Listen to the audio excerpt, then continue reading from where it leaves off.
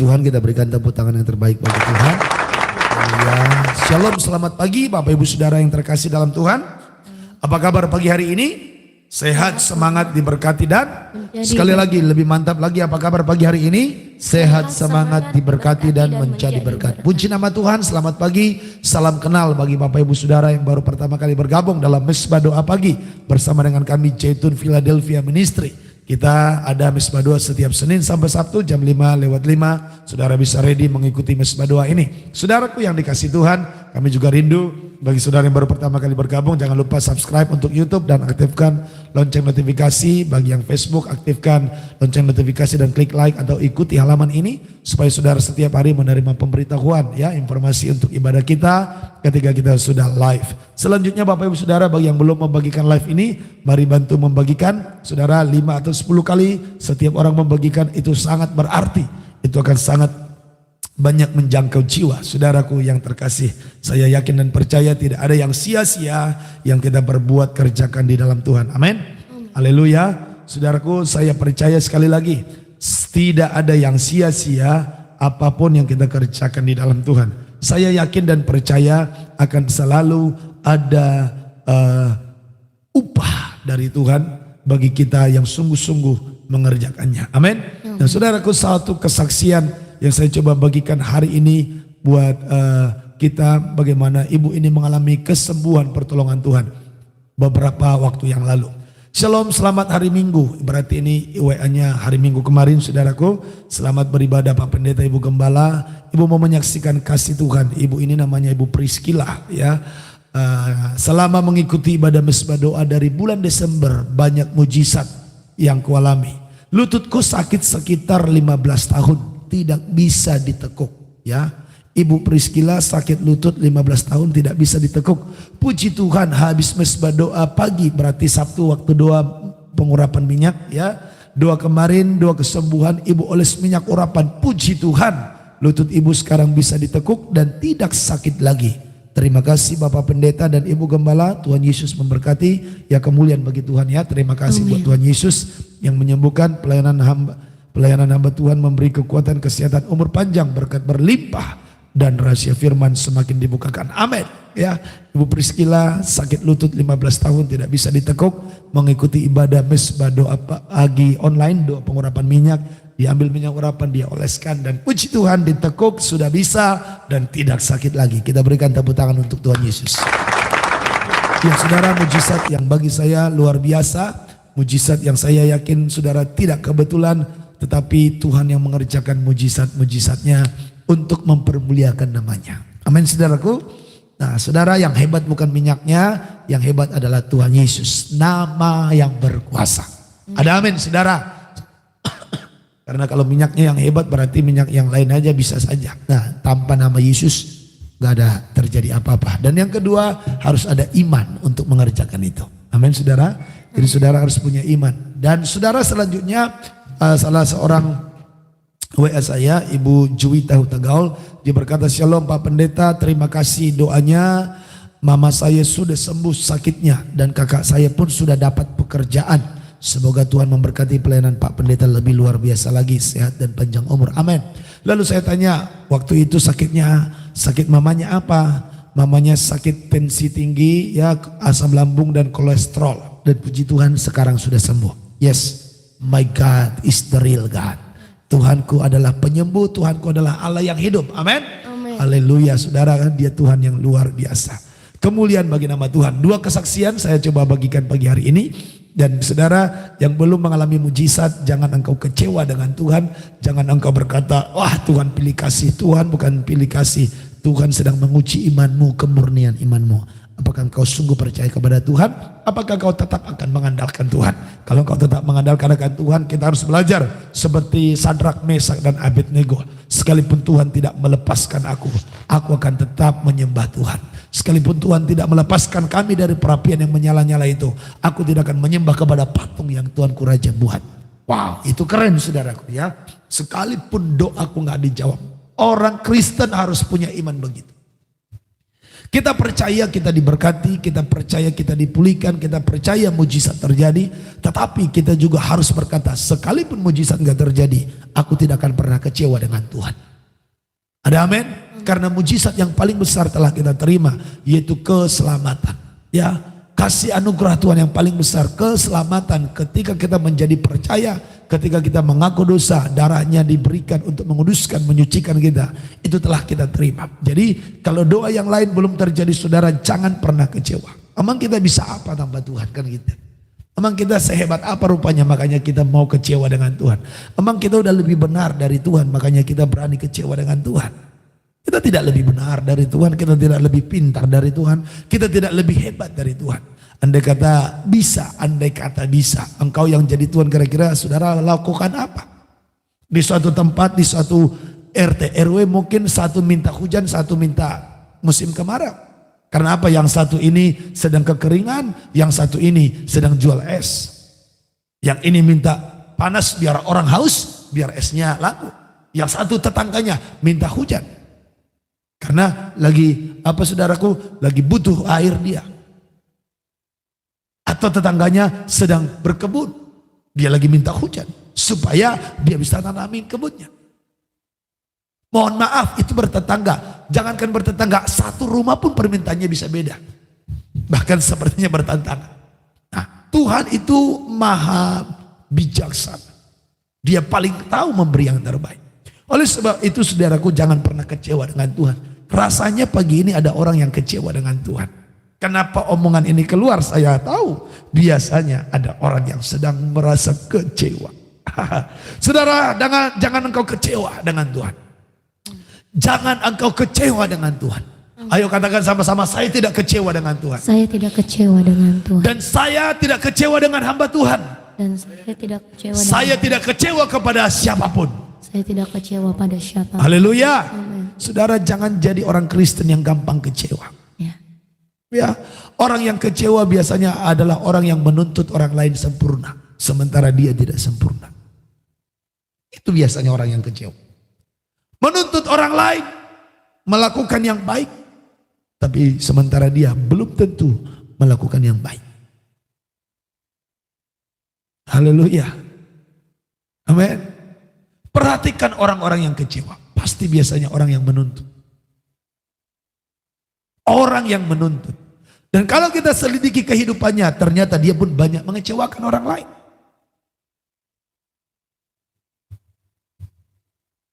Kalau kita selidiki kehidupannya, ternyata dia pun banyak mengecewakan orang lain. Siapa yang pagi hari ini sedang kecewa? Seorang anak kecewa dengan bapaknya. Karena mungkin bapaknya begini, begono, begitu. Sementara andai kata kita cari tahu hidup anak ini pun ternyata sering mengecewakan orang tuanya, teman-temannya, sahabat-sahabatnya. Karena apa? Kekecewaan yang dia alami itu, dia juga bisa buat menjadi mengecewakan orang lain. Sama dengan orang yang terluka akan melukai. Orang yang akar pahit akan memahitkan hati orang lain. Betul nggak saudara? Orang yang menyimpan misalnya telur busuk di tasnya, kemana-mana pun dia pergi akan membawa kebusukan. Dia bawa telur busuk di tasnya, dia simpan, kemana pun dia membawa kebusukan, membawa kekecewaan. Orang yang dendam terhadap seseorang, kemana pun dia pergi akan mengalirkan kedendam itu kepada orang lain, sadar atau tidak sadar. Dari omongannya, dari sikap hatinya, itu akan terus. Makanya diperlukan yang namanya pemulihan hati. Pemulihan hati Bapa orang bisa sebutkan. Ya, kenapa pemulihan hati Bapa? Karena hati Bapa di sorga, biarlah kiranya menjadi hati kita. Itu artinya. Jadi hati Bapa di sorga yang penuh kasih, yang limpah dengan sukacita, biar menjadi hati yang kita miliki. Saudaraku yang dikasih Tuhan, tapi lebih daripada itu, kita harus mengerti bahwa kita pun sebenarnya sering mengecewakan orang lain. Istri yang kecewa dengan suami, suami juga mungkin melihat istrinya mengecewakan dia. Pasti. Oleh sebab itu saudaraku, kecewa tidak boleh ada dalam hati kita. Apa yang harus ada dalam hati kita, Pak? Kasih. Kasih itu tidak menuntut. Kasih itu tidak mengungkit kesalahan. Kasih itu memberi. Kasih itu apa? Berdoa bagi orang-orang yang kita lihat tidak melakukan hal yang baik itu. Itulah kasih. Ada orang mengecewakanmu, jangan marah dengan dia. Ada orang membuat engkau sakit hati, jangan kau sakit hati. Doakan dia. Kamu harus punya kasih. Katakan, saya harus punya kasih. Katakan, saya harus punya kasih. Saya harus punya kasih. Nah, gak tahu nih, pagi hari ini sepertinya ada orang yang mulai pudar kasihnya. Haleluya. Haleluya. Haleluya. Amin. Amin. Saudaraku yang dikasihan, coba kita lihat dulu tentang kasih ini. Haleluya. Coba saudara dalam 1 Korintus pasal 13 ayatnya yang keempat. Coba kita lihat ini. Silakan dibaca. Kasih itu sabar, kasih itu murah hati, Ya. ia tidak cemburu, ia tidak memegahkan diri dan tidak sombong. Kasih itu sabar, kasih itu murah hati, ia tidak cemburu, tidak memegahkan diri dan tidak sombong. Terus Ia tidak melakukan yang tidak sopan, orang yang punya kasih tidak melakukan yang tidak sopan, berarti kelakuannya sopan. Terus dan tidak mencari keuntungan diri sendiri. tidak mencari keuntungan sendiri. Terus Ia tidak pemarah tidak pemarah. dan tidak menyimpan kesalahan orang lain. Nah, orang yang punya kasih tidak menyimpan kesalahan orang lain, makanya dia tidak mungkin kecewa berlama-lama. Orang yang punya kasih, dia tidak akan sakit hati, dia tidak akan akar pahit. Terus Ia tidak bersuka cita karena ketidakadilan, dia tidak bersuka cita karena ketidakadilan, tetapi ia bersuka cita karena kebenaran. jadi sukacitanya selalu karena kebenaran. Terus Ia menutupi segala sesuatu, ya, percaya segala sesuatu, iya, mengharapkan segala sesuatu, iya, sabar menanggung segala sesuatu. iya. Terus Kasih tidak berkesudahan, ingat, kasih itu tidak boleh berkesudahan. nubuat akan berakhir, Ya, bahasa roh akan berhenti, Ya. pengetahuan akan lenyap. iya, bahasa roh akan berhenti. Ya, di dunia ini bahasa roh akan ada waktunya berhenti. Pengetahuan akan lenyap karena dunia ini sedang lenyap. Sebab saudara perhatikan apa yang tidak berkesudahan, kasih. Kasih itu nggak boleh habis, apapun alasannya. Saudara, sekali lagi saya ingatkan, jangan kamu kecewa. Kecewa membuat engkau tidak bisa sampai ke dalam rencana Tuhan. Makanya orang yang kecewa butuh pemulihan hati. Haleluya. Bilang kiri kanan, hatimu sudah pulih atau belum? Haleluya. Hatimu sudah pulih atau belum? Haleluya. Haleluya. Sekali lagi saya tanya, hatimu sudah pulih atau belum? Sudah. Amin. Ini di sini udah ada yang jawab. Hatimu sudah pulih atau belum? Sudah. Masih marah, masih dendam, masih kecewa, masih sakit hati. Ayo, jangan kamu suka kecewa. Yesus berkata, apa yang kau inginkan orang lain perbuat bagimu, perbuatlah juga demikian. Itu hanya sedikit pengantar bagi kita pagi hari ini. Kita langsung masuk ke Lukas pasal yang pertama. Ayat 39 sampai 80. Ada 42 ayat yang akan kita baca. Lukas pasal pertama ayat 39 sampai ayat yang ke-80. Saudara, Lukas pertama ayat 1 sampai 38. Kemarin kita udah bahas, bagi Bapak Ibu ya yang belum dengarkan boleh didengarkan kemarin. Saudara, pembahasan firman di Mesbah 2 pagi berseri, dan saudara ini akan membantu kita untuk memperdalam pengenalan kita dengan Tuhan, dan Alkitab kita mengerti dengan baik sehingga kita tidak gampang diombang-ambingkan orang-orang lain yang nanti hanya mencopot-copot satu ayat dan mencoba menyerang iman kita. Saudara, tidak akan bisa hal itu terjadi karena kita sudah belajar firman Tuhan dengan baik. Ya, kita belajar dengan baik, disiplin, kita belajar dengan teratur sehingga kita ngerti ya cerita daripada rencana penyelamatan yang Tuhan kerjakan. Kita juga mengerti ya inti daripada setiap perkataan-perkataan Yesus. Ya, ketika dia kenapa harus mati, kita udah belajar. Kapan dia berkata bahwa dia adalah diutus Bapa, kapan dia berkata bahwa dia adalah Tuhan, kapan dia berkata bahwa dia adalah anak manusia yang harus dikorbankan. Nah, kita mengerti semuanya itu, dan ketika ada orang di luar sana nanti copot-copot ayat, kita bilang, iya kamu cuma ngerti satu ayat, saya ngerti lebih daripada itu. Nah, jadi kita mantap membela iman kita. Bahasanya dalam surat Paulus, kita dapat memberi pertanggungan jawab ketika ada orang yang bertanya tentang iman kita. Ya, orang Kristen harus bisa memberikan pertanggungan jawab. Ya, mempertanggungjawabkan imannya ketika dunia ini sedang bertanya-tanya tentang iman kita. Oleh sebab itu saudara, belajar firman dengan tekun, jangan bolong-bolong. Ya, kalau bisa saya sebutkan, ini sama seperti dengan kuliah teologi. Pembelajaran Mesbah 2 ini sama seperti kuliah teologi. Ya hanya kita nggak sebutkan kuliah teologi. Karena mungkin kalau kuliah teologi kita akan ada peraturan A, B, C dan D-nya. Tapi dalam memperdalam firman saya tahu ini. Bahkan bisa saja lebih daripada orang yang belajar di teologi. Ya, kita belajar pasal demi pasal dengan rutin, dengan teliti. Haleluya, saya yakin percaya saudara yang setia dengarkan tiap hari. Nanti habis satu periode Alkitab kita bahas, saya yakin engkau bisa jadi pengajar, bahkan lebih daripada itu. Jikalau engkau sungguh-sungguh mempelajari firman ini. Karena apa? Saya tahu saudaraku, firman yang kita pelajari adalah firman yang berlimpah ruah. Tuhan selalu memberikan pewahyuan firman-Nya.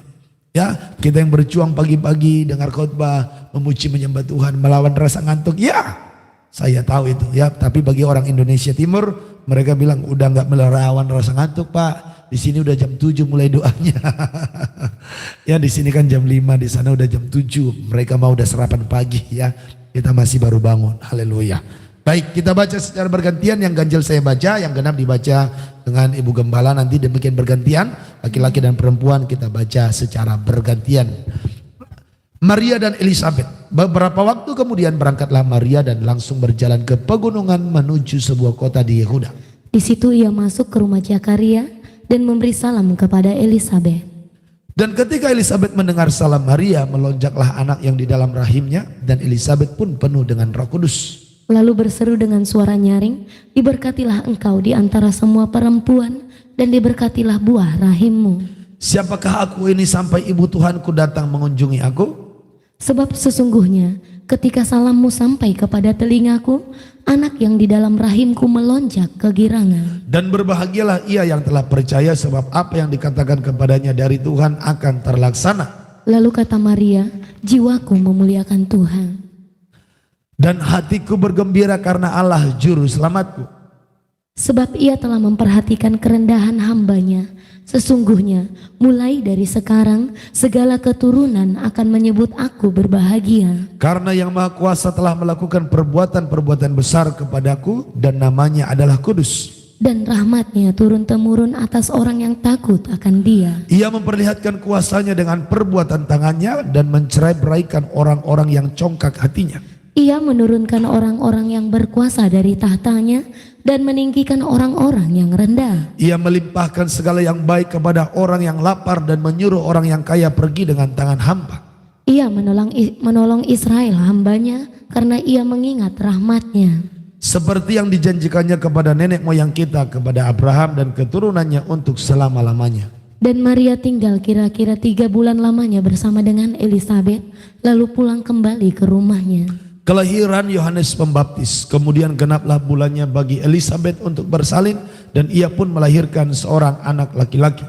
Ketika tetangga-tetangganya serta anak saudaranya mendengar bahwa Tuhan telah menunjukkan rahmatnya yang begitu besar kepadanya, bersukacitalah mereka bersama-sama dengan dia. Maka datanglah mereka pada hari yang ke-8 untuk menyunatkan anak itu, dan mereka hendak menamai dia Zakaria menurut nama bapaknya. Tetapi ibunya berkata, jangan, ia harus dinamai Yohanes. Kata mereka kepadanya, tidak ada di antara sanak saudaramu yang bernama demikian. Lalu mereka memberi isyarat kepada bapaknya untuk bertanya nama apa yang hendak diberikannya kepada anaknya itu. Ia meminta batu tulis lalu menuliskan kata-kata ini, namanya adalah Yohanes, dan mereka pun heran semuanya. Dan seketika itu juga terbukalah mulutnya dan terlepaslah lidahnya, lalu ia berkata-kata dan memuji Allah. Maka ketakutanlah semua orang yang tinggal di sekitarnya, dan segala peristiwa itu menjadi buah tutur di seluruh pegunungan Yudea. Dan semua orang yang mendengarnya merenungkannya dan berkata, menjadi apakah anak ini nanti? Sebab tangan Tuhan menyertai dia. Nyanyian pujian Zakaria. Dan Zakaria ayahnya penuh dengan Roh Kudus, lalu bernubuat, katanya, Terpujilah Tuhan Allah Israel, sebab ia melawat umatnya dan membawa kelepasan baginya. ia menumbuhkan sebuah tanduk keselamatan bagi kita di dalam keturunan Daud hambanya itu. Seperti yang telah difirmankannya sejak purbakala oleh mulut nabi-nabinya yang kudus. Untuk melepaskan kita dari musuh-musuh kita dan dari tangan semua orang yang membenci kita. Untuk menunjukkan rahmatnya kepada nenek moyang kita dan mengingat akan perjanjiannya yang kudus. Yaitu sumpah yang diucapkannya kepada Abraham, bapa leluhur kita, bahwa ia mengaruniai kita. Supaya kita terlepas dari tangan musuh dapat beribadah kepadanya tanpa takut. Dalam kekudusan dan kebenaran di hadapannya seumur hidup kita.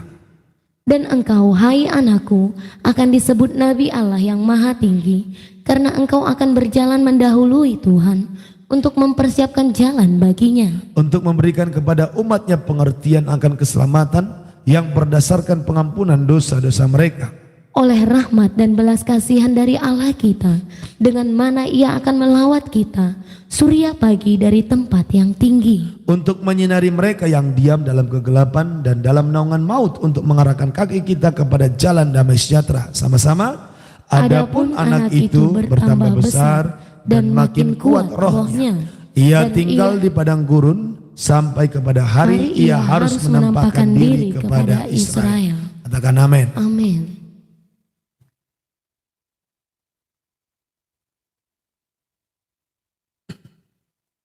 Baik saudara yang terkasih dalam Tuhan Yesus, demikian pembacaan firman dari Lukas 1 ayat 39 sampai 80. Jadi ini pembacaan Alkitab berseri, khotbah berseri, penjelasan secara berseri, dan saya yakin dan percaya pendalaman Alkitab seperti ini akan membuat iman saudara makin kokoh di dalam Tuhan. Tadi pagi seorang ibu berkata kepada saya, Pak Pendeta, terima kasih buat mesbah doa yang selama ini dihadirkan. Sungguh saya mengucap syukur, saya mengenal Tuhan lebih dan lebih dalam lagi. Sekarang saya jadi mengerti apa itu hidup seorang Kristen yang benar. Saya pun jadi mengerti bagaimanakah kita harus menyembah. Saya pun sangat diberkati dengan pelayanan mesbah doa ini. Jadi saudaraku, saya mengucap syukur kepada Tuhan, program ini justru hadir karena COVID-19, dan itu mujizat ya. Walaupun sebelumnya mungkin kita bisa bebas ibadah di sana sini, tapi saya tahu ada beberapa orang yang justru diberkati lewat ibadah mesbah doa. Ya, tadinya dia bebas kemana ibadah, tetapi hari ini justru dia diberkati karena ada mesbah doa yang mengajarkan firman bagi dia. Itu kesaksian dari beberapa orang, saudara. Mungkin sebagian, wah kalau saya Pak udah dari dulu diberkati, amin. Kalau saya Pak udah dari dulu limpah firman, puji Tuhan, haleluya. Jadi saudaraku, ini bagi orang-orang yang belum ya, bagi orang-orang yang belum. Ya, yang pertama kita pelajari tentang Maria dan Elizabeth. Beberapa waktu kemudian berangkatlah Maria dan langsung berjalan ke pegunungan menuju sebuah kota di Yehuda. Ia masuk ke rumah Zakaria dan memberi salam kepada Elizabeth. Nah, saudaraku yang dikasih Tuhan, yang menarik ialah ketika Elizabeth mendengar salam Maria, melonjaklah anak yang di dalam rahimnya, dan Elizabeth pun penuh dengan Roh Kudus. Saudaraku yang dikasih Tuhan, baby itu sejak dari kandungan bisa mengerti hadirat Tuhan. Haleluya. Makanya seorang ibu yang sedang mengandung sangat baik dan sangat disarankan untuk membangun hubungan yang intim dengan Tuhan. Amin. Ya, membacakan firman setiap hari buat baby itu, mendengarkan puji-pujian setiap hari. Apalagi anaknya kalau sudah lahir. Makanya saudaraku yang dikasih Tuhan, latihlah anakmu sejak dari kecil untuk beribadah, memuji, menyembah Tuhan. Jangan nanti ketika dia sudah besar kamu keteteran, bilang, Pak Pendeta tolong doakan anakku, kenapa dia suka berantem Pak, kenapa dia suka maki-maki aku Pak. Ya kamu salah mendidik selama ini. Andai kata kamu didik dari kecil untuk takut akan Tuhan, dia tidak akan seperti itu. Didiklah orang muda dengan firman, maka pada hari tuanya pun dia tidak akan menyimpang daripada itu, kata si Daud. Haleluya. Jadi kenapa anak-anakmu sekarang nakal? Kamu yang salah mendidik. Makanya orang-orang tua kamu jangan sampai untuk akademis kita kuliahkan dia tinggi-tinggi, kita kasih dia privat ya, apa misalnya segala mata pelajaran yang susah-susah, ekstrakurikuler kita tambah, ya. Dia sudah sekolah dari pagi sampai siang jam 2 misalnya, kita suruh lagi dia ekstrakurikuler dari jam 3 sampai pulang jam 7 malam, jam 8 malam. Dia punya waktu dengan Tuhan. Bahkan di hari Minggu kita suruh lagi dia ada kegiatan yang lain. Dia nggak punya waktu beribadah. Lalu ketika dia ada nakal nanti, kamu cari Tuhan.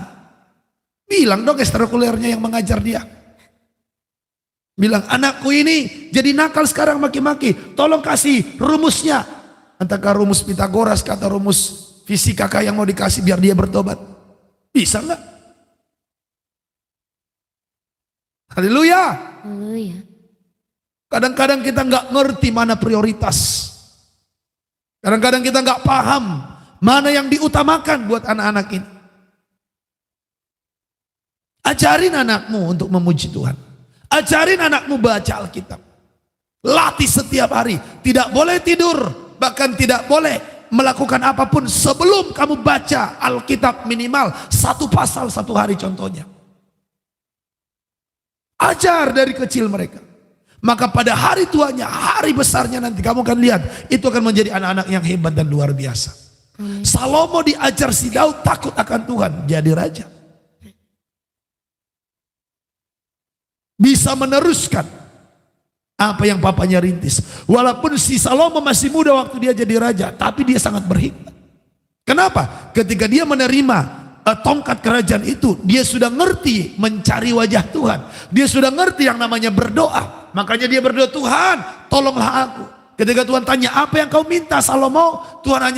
Salomo cuma minta apa? Hikmat dan kebijaksanaan supaya aku bisa menggembalakan umatmu yang besar ini. Maka Tuhan bilang, karena kamu tidak meminta kekayaan, karena kamu tidak meminta panjang umur, karena kamu tidak meminta nyawa musuhmu, maka semuanya itu pun akan kuberikan kepadamu. Amin. Latih anak-anakmu dari kecil untuk takut akan Tuhan. Perhatikan, mamanya penuh Roh Kudus, anaknya berloncak, katanya tadi di ayatnya yang ke-41. Meloncaklah anak yang dalam rahimnya. Elisabeth pun penuh dengan Roh Kudus. Haleluya. Sekali lagi saya ingatkan orang tua. Jangan hanya buat anakmu fokus mengisi ilmunya. Isi nih hatinya dengan firman. Mentalnya dibentuk oleh Kristus, oleh firman, pujian, penyembahan. Ajar dari kecil supaya ketika besar kamu tidak susah-susah ngatur dia. Karena apa? Firman itu udah tinggal dalam hatinya. Itu akan menjadi alarm ketika dia mau coba dosa sana sini. Ketika ada coba ajak-ajak dia untuk jatuh dalam dosa, untuk berantam, untuk apa segala macam. Firman itu akan menjadi alarm, akan bunyi dalam hatinya.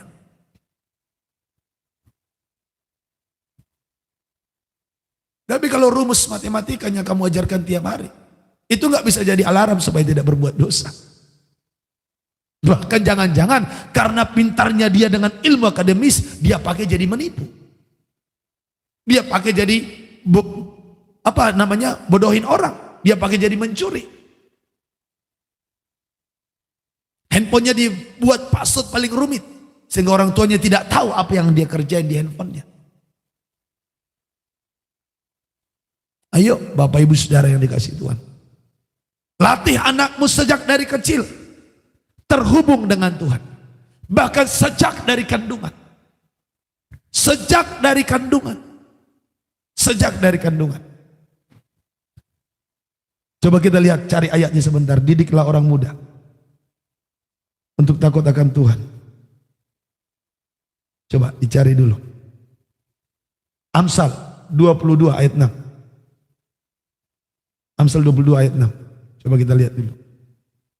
Didiklah orang muda menurut jalan yang patut baginya. Didiklah orang muda menurut jalan yang patut baginya. Terus? Maka pada masa tuanya pun Ya. ia tidak akan menyimpang daripada jalan Nah, itu. kenapa anak setelah besar jadi banyak yang menyimpang? Salah didik.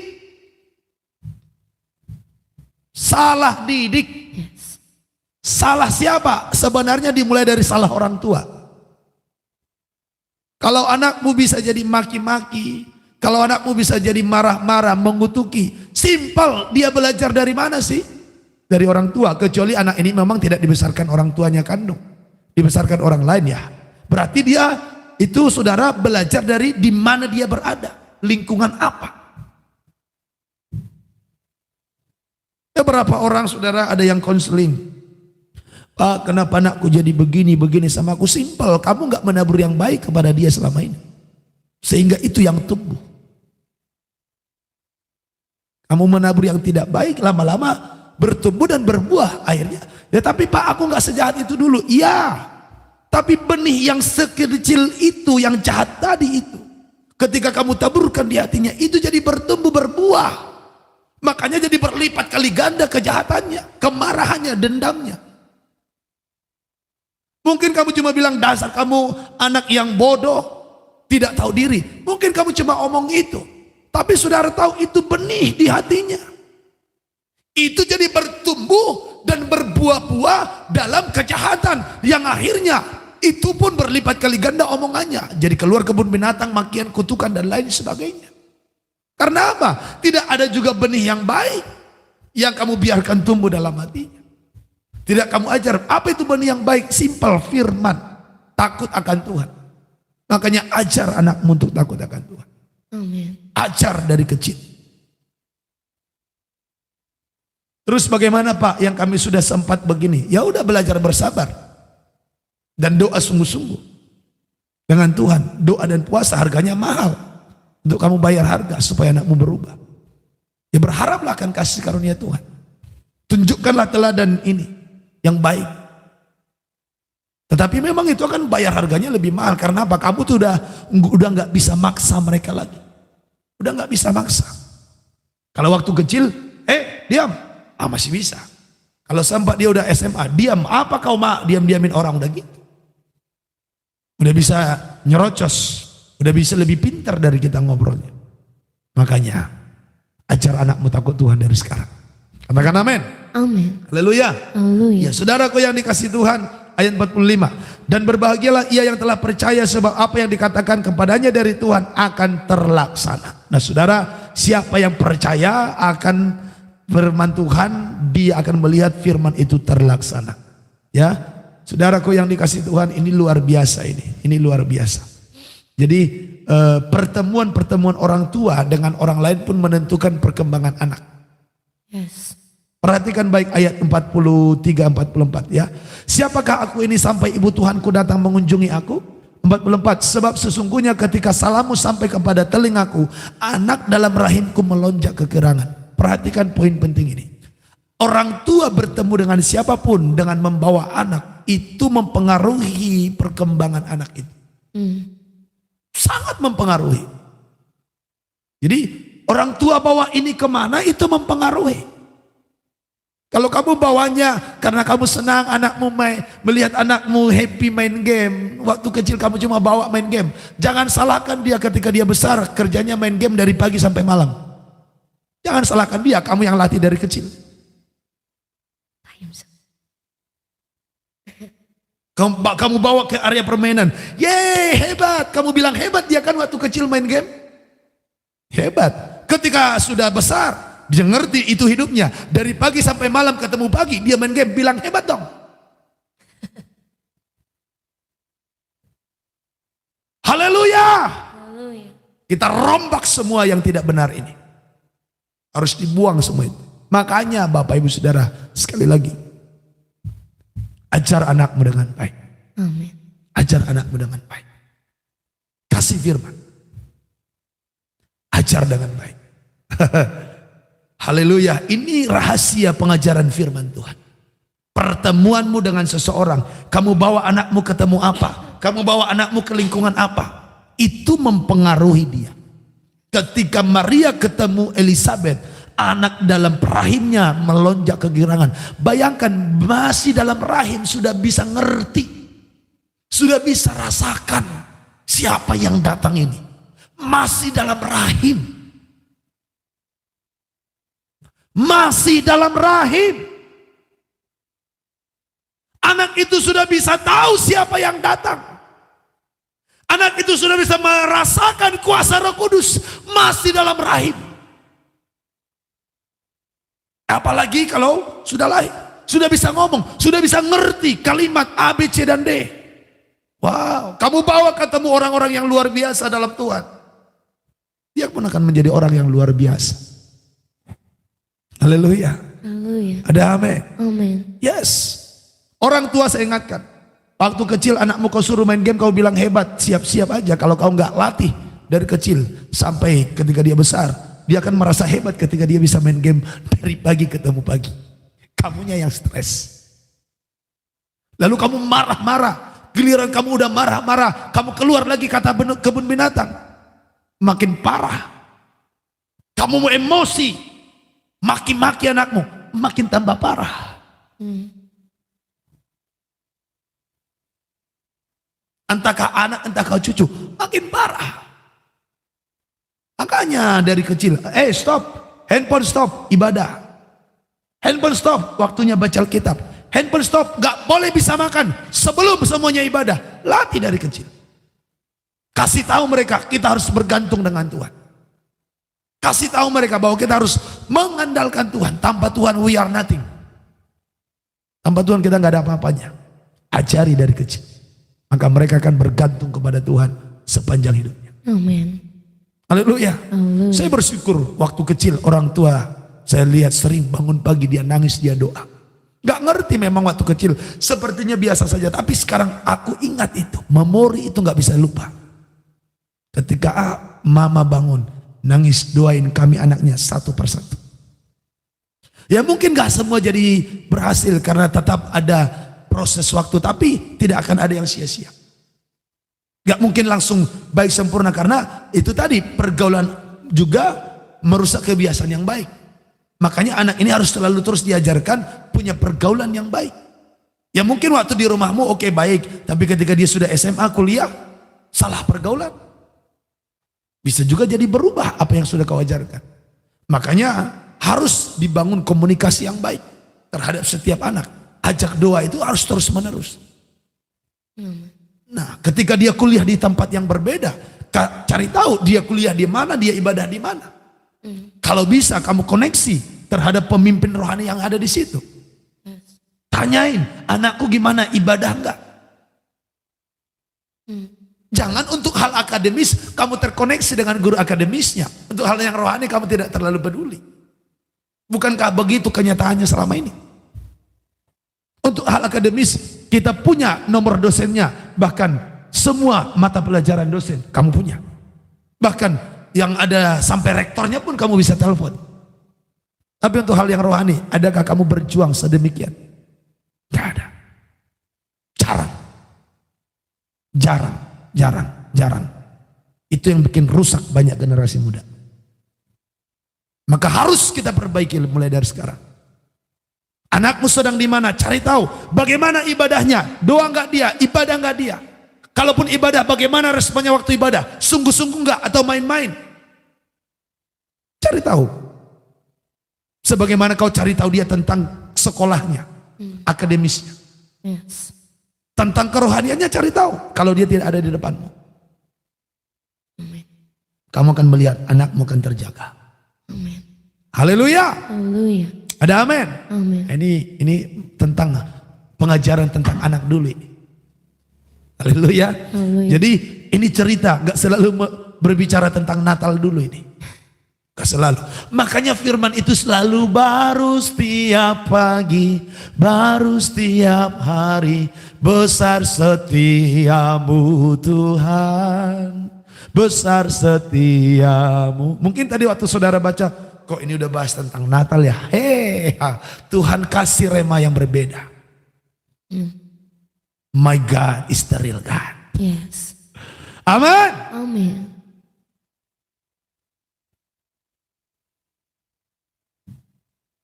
Ajar dari kecil. Kita lanjut saudara, nyanyian pujian Maria. Jiwaku memuliakan Tuhan, hatiku bergembira karena Allah juru selamatku. Amin. Ini orang-orang kalau sudah penuh Roh Kudus begini nih, senangnya memuliakan Tuhan. Kalau penuh Roh Kudus, senangnya pesugihan 2 jari, senangnya ngomongin orang. Kalau Roh Kudus, kalau Roh Kudus senangnya memuji Tuhan. Lirik kiri kanan, kamu penuh Roh Kudus atau Roh Kudus? Kalau dia bilang penuh Roh Kudus, lihat senang memuji Tuhan atau ngomongin orang. Haleluya. Haleluya. Ada amin. Amin. Kiranya jangan ada yang sakit hati ya. Ingat tadi lo nggak boleh sakit hati. Di awal kan udah dikasih, kasih harus besar. Haleluya. Nah saudaraku, saya berdoa semuanya kita penuh dengan Roh Kudus. Amin. Ya, itu sebabnya semuanya ini akan tetap setia ikut mesbah doa. Yes. Untuk memuliakan Tuhan every morning. Setiap pagi. Amin. Ku sembah kau Tuhan, ku mengangkat tanganku pagi-pagi. Hosana, Hosana bagi Yesus Allahku pagi-pagi. Yesus engkau baik, sungguh baik, sangat baik. Apa Tuhan gak makin mencurahkan pasukan malaikatnya menolong kita? Kenapa? Kita makin terkoneksi dengan Tuhan. Ibarat kata saluran berkat dari sorga itu makin besar.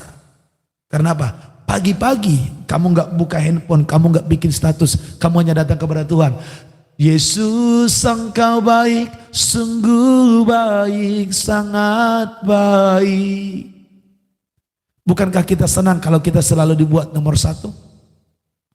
Ada orang yang ulang tahun, giliran ada yang pertama kali ucapkan, thank you banget loh, kamu loh yang pertama ucapkan selamat ulang tahun sama aku. Betul gak? Senang gak saudara? Senang. Apalagi tuh sempat pacarnya yang ngomong atau istrinya atau suaminya, berbunga-bunga dia walaupun gak ada bunga.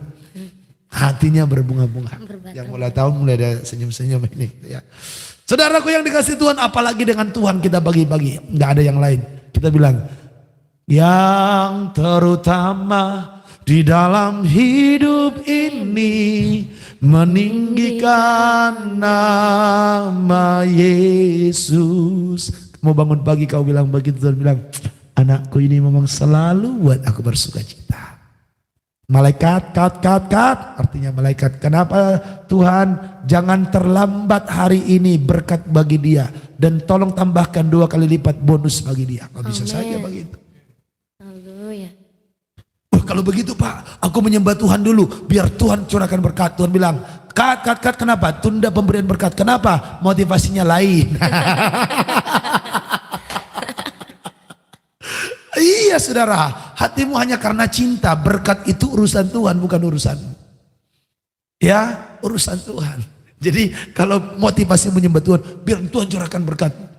Tuhan bilang, tunggu dulu, belum murni. Cintanya masih ada api yang lain, masih perih. Kita makan masih pahit rasanya. Sudah ada buahnya, tapi pahit. Kenapa? Motivasinya nggak enak, memanfaatkan. Ajas manfaat. Menyembah Tuhannya memanfaatkan. Belum karena cinta kata Tuhan. Tunggu dulu. Malaikat bilang, oh gitu ya Tuhan. Iya, sampai murni. Biar manis buahnya. Biar nanti dia nggak sombong. Biar nanti dia tetap cinta dengan aku. Karena takutnya yang begini dikasih berkat, lupa sama Tuhan. Jadi lupa diri. Lupa Tuhan. Haleluya. Oke ya, kita lanjut saudaraku yang dikasih Tuhan. Alkitab berkata, ia memperhatikan kerendahan hambanya. Kan pas nih. Sesungguhnya mulai dari sekarang keturunan akan menyebut aku berbahagia. Jadi orang-orang yang merendahkan hati, yang senang duduk di kaki Tuhan itu diperhatikan Tuhan. Amin. Bilang kiri kanan, kamu diperhatikan Tuhan. Kamu diperhatikan. Katakan saya diperhatikan Saya Tuhan. diperhatikan Katakan Tuhan. kita diperhatikan Kita Tuhan. diperhatikan Kalau Tuhan. kita rendah hati. Kalau kita rendah hati. Amin. Amin. Amin. Amin. Ya, rendahkanlah dirimu di bawah tangan Tuhan yang kuat, maka ia akan meninggikan engkau pada waktunya. Amin. Kata dalam 1 Petrus 5 ayat yang ke-5 sampai seterusnya. Haleluya. Haleluya. Ya, kita lanjut saudaraku, rahmatnya turun temurun atas orang yang takut akan dia. Saudara kalau takut akan Tuhan, rahmat Tuhan turun temurun. Turun temurun, makanya orang tua yang takut akan Tuhan akan menurunkan berkat rahmat Tuhan bagi keturunannya. Tapi orang tua yang tidak takut akan Tuhan menurunkan kutuk. Makanya kita yang tahu orang tua kita tidak takut akan Tuhan, cepat-cepat berbalik dengan sungguh-sungguh dalam Tuhan, putuskan kutuk turun temurun. Ada amin? Haleluya. Ia memperlihatkan kuasanya dengan perbuatan tangannya. Nah, bagi orang yang takut akan Tuhan, Tuhan memperlihatkan kuasa dan perbuatan tangannya. Mau melihat kuasa dan perbuatan tangan Tuhan? Takutlah akan Tuhan. Apa itu takut akan Tuhan? Takut akan Tuhan ialah menjauhi kejahatan. Coba kita lihat dulu. Darah ini harus dibuka lagi karena udah lama agak dibaca. Ya, coba kita lihat kitab Amsal. Ya, siapkan. Ayo, Mas Immanuel. Amsal. Kita lihat sebentar. Takut akan Tuhan ialah menjauhi kejahatan. Amsal pasalnya 16 ayat 6. 16 ayat 6. Iya. Amsal 16 ayat 6, dengan Ya. kasih dan kesetiaan, Ya. kesalahan diampuni. Ya. Karena takut akan Tuhan, orang menjauhi kejahatan. Karena takut akan Tuhan orang menjauhi kejahatan. Jadi kalau kita mengaku takut akan Tuhan, kita menjauhi kejahatan, Bapak Ibu. Amin. Jadi kalaupun omongannya bilang aku ini takut Tuhan loh Pak dari dulu, tapi nggak menjauhi kejahatan, itu mah manis di bibir saja. Omong doang. Haleluya. Haleluya. Jadi orang yang takut akan Tuhan itu gimana? Menjauhi Kejahatan. bukan hanya tidak melakukan, menjauhi, jaga jarak aman. Jaga jarak, menjauhi. Jangan berdekat-dekatan. Haleluya. Itulah orang yang takut akan Tuhan. Makanya orang yang takut akan Tuhan tidak akan kumpul dengan kumpulan pencemooh, kata Mazmur. Pasal yang pertama. Tidak berdiri di jalan orang fasik. Tidak berjalan menurut jalan orang fasik. Itu orang yang takut akan Tuhan. Yang merenungkan firman siang dan malam. Dia senangnya di bait Tuhan beribadah. Makanya jangan kamu ngomong takut akan Tuhan tapi kamu malas ibadah. Kamu mah cuma menipu dengan omongan. Tapi orang yang ngerti firman, tapi Tuhan gak bisa kamu tipu. Mau tipu-tipu ya kata malaikat nanti. Ngana mau tipu-tipu pak kita Gak bisa. Gak bisa. Ngana gak bisa tipu kita. Gak bisa. Haleluya. Amin. Tuhan itu menolong hambanya, Israel hambanya. Karena apa? Ia ingat rahmat. Saudaraku, ini nyanyian pujian Maria. Seperti yang dijanjikannya kepada nenek moyang kita Abraham dan keturunannya untuk selama-lamanya. Makanya saudaraku, kalau kamu takut akan Tuhan, berbahagialah sebenarnya keturunan. Bukan hanya kamu yang bahagia, keturunanmu pun berbahagia. Karena apa? Kamu menerima janji turun temurun. Amin. Berkat penyertaan rahmat turun temurun. Tadi ada kata rahmat turun temurun. Dan rahmatnya turun temurun atas orang yang takut akan dia. Yes. Itu dia. Amin. Amin. Haleluya. Makanya anak-anak, kalau kamu tahu orang tuamu takut akan Tuhan, jangan kau macam-macam. Ya, jangan kau macam-macam. Penghormatanmu harus lebih lagi. Karena apa? Dengan dia takut akan Tuhan, sungguh-sungguh beribadah, justru itu menurunkan rahmat turun temurun bagimu. Amin. Iya, kamu harus berbahagia dengan orang tuamu yang takut akan Tuhan. Kamu harus terus mendukung dia takut akan Tuhan. Jangan sampai anak-anak, mama ini doa aja kerjanya, mama ini ibadah aja kerjanya. Ya, jangan jadi anak yang durhaka lah. Haleluya. Amin. Jangan jadi anak yang durhaka. Jangan jadi anak yang durhaka. Saudaraku yang dikasih Tuhan, kita lihat akhirnya bagaimana kelahirannya si Yohanes anak Zakaria. Ketika Elizabeth genap bulannya untuk melahirkan seorang anak laki-laki, maka anak-anak ini lahir, tetangga-tetangga datang. Sekarang yang menjadi persoalan namanya siapa? Ya, lalu si Elizabeth bilang, wah namanya harus Yohanes. Karena apa? Tetangga-tetangga pengen bikin nama Zakaria. Ya memang biasanya tetangga ini lebih apa namanya ya, lebih rempong bikin nama. Oh namanya ini aja lah, namanya ini aja lah. Tapi ibunya bilang apa? Enggak, namanya Yohanes. Lalu mereka bilang, kok bisa Yohanes? Gak ada hubungannya, gak ada keluarga kalian yang bernama demikian. Jadi agak mirip-mirip ini ya. Namanya buat inilah, biar seperti opungnya, biar seperti opahnya, seperti ini. Nah, saudaraku, lalu mereka ambil keputusan. Oke, kita tanya kepada bapaknya. Saudara, menarik ayat 62. Untuk bertanya kepada bapaknya, mereka memberi isyarat kepada bapaknya. Berarti si Zakaria ini kurang lebih selama 9 bulan benar-benar tidak bisa bicara. Bahkan orang bicara kepada dia pakai kata-kata pun mungkin kurang paham. Karena untuk meminta nama anaknya mereka pun harus meminta dengan bahasa isyarat. Pakai bahasa isyarat. Namanya siapa? Ketika diberikan bahasa isyarat itu, Zakaria menuliskan nama apa? Yohanes. Dan seketika itu terbukalah mulutnya, terlepaslah lidahnya. Ia berkata-kata dan memuji Allah. Saudaraku, mujizat terjadi. Ini yang menarik, ketika dia mengalami mujizat berkata-kata lalu memuji Allah. Amin saudara. Engkau yang sudah mengalami mujizat, teruslah memuji Tuhan. Amin. Teruslah memuji Tuhan. Jangan kau kurangi ya. Jangan kau kurangi pujian penyembahanmu dengan Tuhan. Selalu saya ingatkan ini. Ayat 65. Maka ketakutanlah semua orang yang tinggal di sekitarnya dengan peristiwa itu. Dan peristiwa itu menjadi buah tutur di seluruh pegunungan Yudea. Lalu mereka berkata, menjadi apakah anak ini nanti? Sebab tangan Tuhan menyertai dia. Menjadi pembuka jalan bagi Tuhan. Ya, kita tahu Yohanes Pembaptis akhirnya menjadi orang yang dipakai Tuhan dengan dahsyat. Membaptiskan pertobatan bagi banyak orang Israel. Karena dia adalah suara yang berseru di gunung, ya, yang di padang gurun, yang berkata bertobatlah sebab kerajaan sorga sudah dekat. Lalu saudaraku, Zakaria memuji Tuhan.